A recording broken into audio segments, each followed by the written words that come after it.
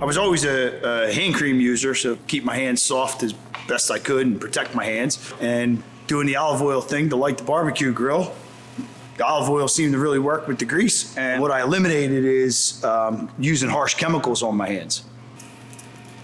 I used to use a like aggressive hand cleaner to clean my hands. The old school trick that guys used to use was trans fluid. Trans fluid would really cut the dirt out of your hands, but trans fluid is carcinogenic. That's not a good thing. Olive oil is not bad for your hands and really seems to take the grime right out of your hands, the grease and oil. As you can see, it kind of cuts it out and really brings it to the surface. You can take a couple paper towels and wipe your hands. You can see it just coming right off.